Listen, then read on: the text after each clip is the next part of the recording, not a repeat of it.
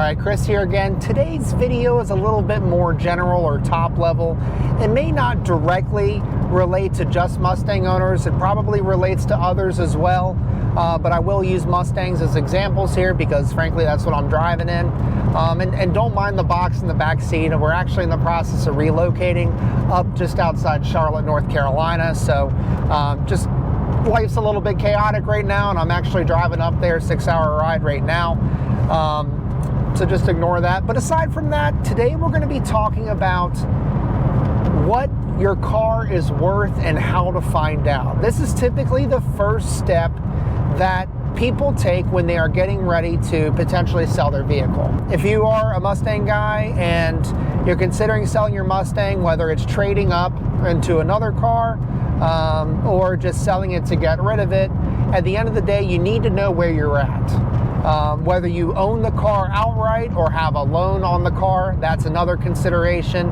Am I upside down on the loan? Do I have positive equity? How much would I need to pay off if I am upside down? These are all things to consider when you are selling your vehicle or looking to get rid of it. So first things first, evaluate where you're at with the car. If you have a loan out on the vehicle, find out what your payoff is and how much you owe, and that kind of gives you your baseline. Obviously, anything above that, it's going to be great. Anything below that, you're going to owe some money in order to get that loan zeroed out. Just a fact of the matter. So once you get there, you can move on to the next step, and that's evaluating the price of the vehicle. A great example is I recently sold my 2018 GT350 last spring. It is a little bit of a specialty vehicle, so there are a couple different avenues I took to evaluate what that car was worth, but many of them still apply for this particular video. First things first, it's a very easy one. Plugging your vehicle into Kelley Blue Book or NADA. That is the best baseline you can get to figure out where you're at with the car, what the market's doing, and what your car is worth at that point. Now, there's new things out there, especially since COVID, like Carvana or CarMax. It doesn't hurt to get some quotes from them too, but obviously both Carvana and CarMax would be making you offers to purchase your car directly. And gone are the days during COVID when people were selling their cars to Carvana or whichever one's going out of bankruptcy. I forgot the name of it. It's red is in their logo. Vroom, I believe. They were offering ridiculous prices for people selling their cars, just given the market and the nature of everything going on at that time. They're kind of paying for it now, so at least at the time of posting this video, you can look into it, but I highly doubt that you're going to be getting the best price through Carvana or CarMax or any of those other options. You're going to be paying a little bit for the convenience of just handing the keys over and them taking it from there. Now, once you have your Kelley Blue Book and your NADA, you're going to know where your car is at for private party, and depending on the condition of it, hopefully you took care of it, and you're also going to know where your car is at for trade-in.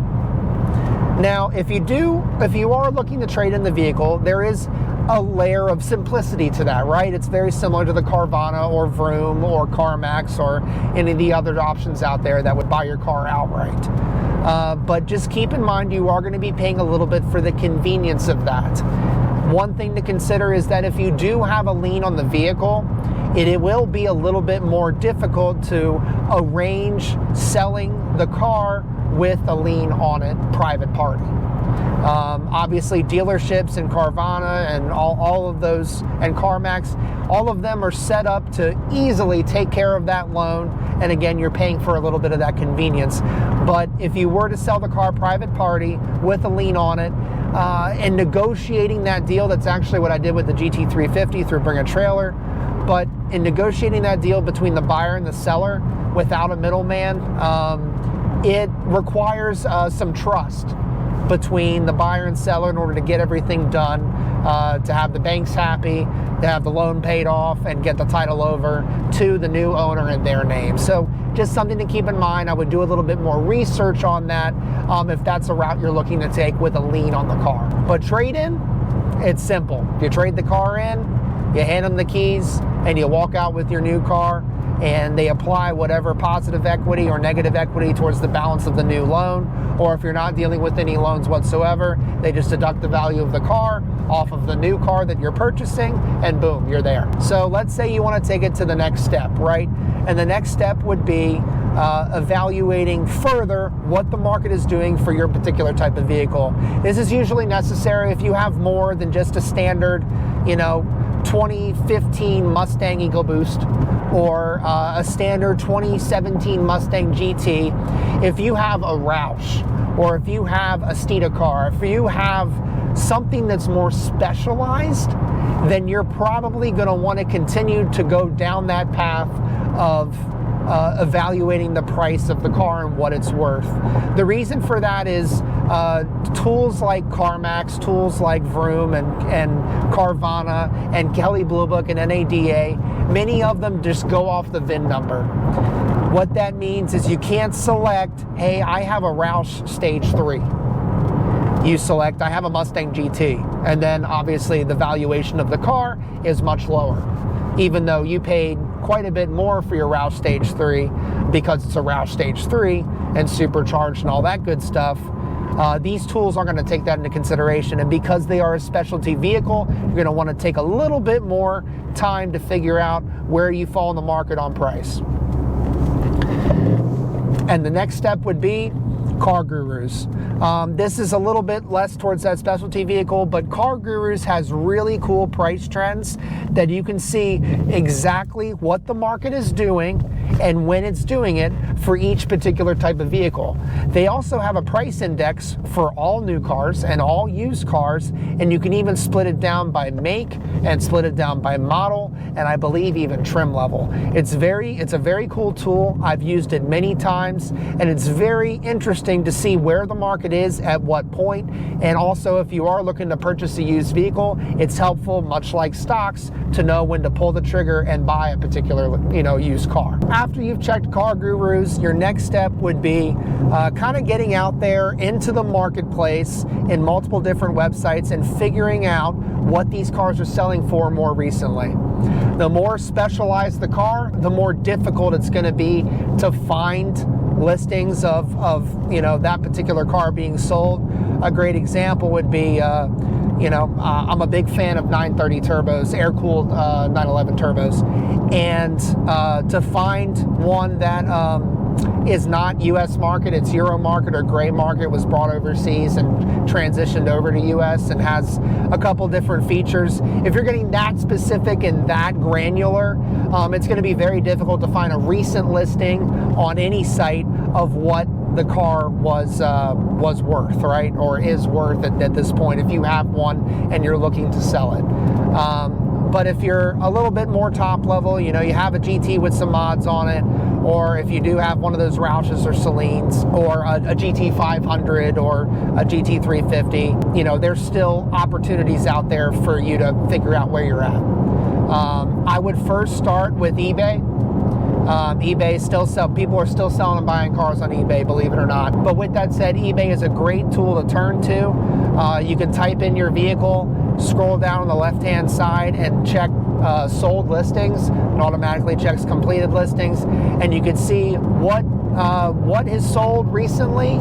And if you find one with similar mileage and you find one with similar features as your car in similar condition, you can get a good idea for what your car would be worth in today's market. In addition to that, a little bit more messy than eBay would be Facebook Marketplace, as well as Facebook groups. This is a great way to see what the enthusiast community is talking about when it comes to buying and selling their Mustangs. Many people have S550, S650, S197, SN95 classified Facebook groups where it's buy, sell, trade, and people do post up, what they're Normally you don't see like a completed listing, you just see someone advertising that they're selling their car, and you never really know if they actually sold it at the price that they're posting it at. But again, it's a good way to get a feeler for what the market's doing and what people are asking for their vehicles. Another thing, I see it all the time, you can post up in some of these groups and ask, hey, what is my car worth? I typically recommend against it because you get a lot of fluff and you get a lot of opinions that really don't amount to a hill of beans. Your best bet is doing the research yourself and coming to your own conclusions, because there are a lot of keyboard warriors out there that, don't get me wrong, there's still definitely a few out there that offer some great insight, but it's very easy to lose sight of those few really good comments and hundreds of bad ones. So just something to keep in mind. Another site I would recommend checking out, in addition to eBay and Facebook Marketplace, would be Bring a Trailer. This is a great site for specialty vehicles. I actually ended up selling my GT350 on Bring a Trailer last year. It was a really cool experience. First time I've ever sold anything on Bring a Trailer. I'll link the page in the description if you want to check it out. The best thing about Bring a Trailer is that they keep all of their listings live post-sale. So that way you can go back in time and see what cars were selling for when. But another thing to keep in mind is that these are specialty cars, usually low mileage, usually something special about them. So if you do have some of those more specialty cars like the Roushes, the Shelbys, the Celine's, the Steedas that I was mentioning, Bring a Trailer may be a great place for you to check and kind of see where you're at. You know, if you see one on there that has 4,000 miles and it's absolutely mint, the guy barely drove it, it has no modifications, but yours has 25,000 miles and you have modified it and you did drive it a bit and enjoyed it. Nothing wrong with that, but you can't expect to get the same amount of money out of your car as he did on, as the other guy did on Bring a Trailer. Another thing to keep in mind is if you do sell your car on eBay or you sell your car in your front yard with a for sale sign, you can't always expect to get the same amount of money that you would through a site like Bring a Trailer, simply because of the audience.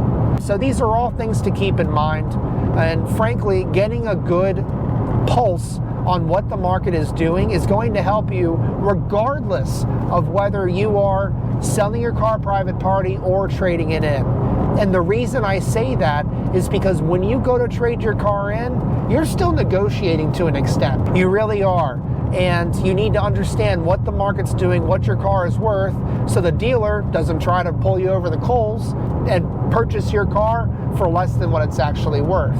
Now granted, trade-in's almost always gonna be lower than private party, but you wanna get as much as you can out of that trade-in. So in order to trade in your vehicle, one thing I would always recommend is looking at other vehicles that are for sale on the used market, down to the same color if you possibly could, within, let's say, 200-mile radius.